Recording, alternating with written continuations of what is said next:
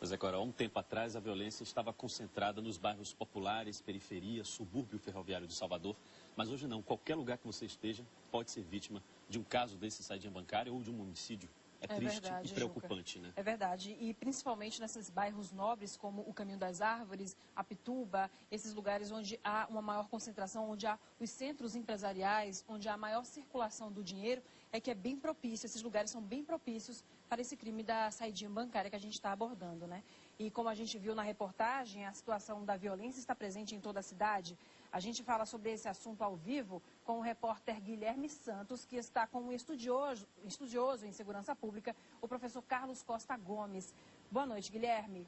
Boa noite, Carol. Boa noite, Juca. Nós estamos exatamente com o professor Carlos Costa Gomes, que é professor doutorado em desenvolvimento regional e urbano. Professor, como é que o senhor vê, por exemplo, as causas de tanta violência em nossa cidade e do aumento das saidinhas bancárias?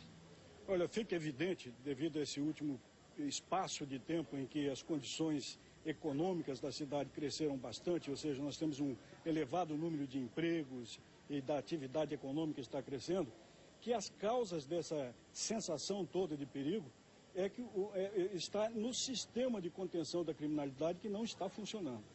Nós temos, por exemplo, um aumento muito grande de assassinatos, de homicídios nas grandes capitais, evidentemente aqui em Salvador.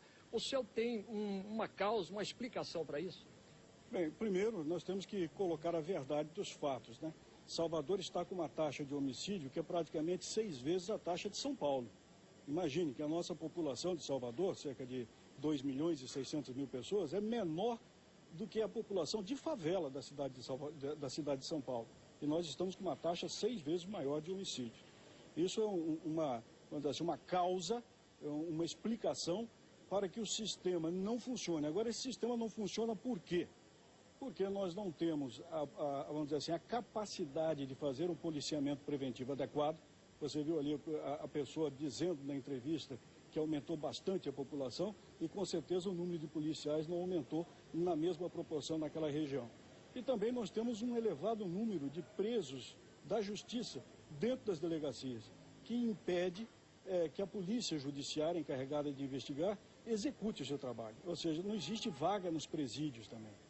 Nós tivemos uma época em que nós tínhamos mais assaltos a ônibus e agora aumenta consideravelmente o número dos assaltos das saidinhas bancárias. Existe uma razão específica para esse aumento?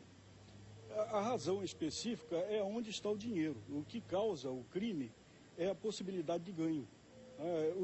Vamos dizer assim, o assalto ao ônibus se tomou algumas providências que colocou em risco a ação do assalto.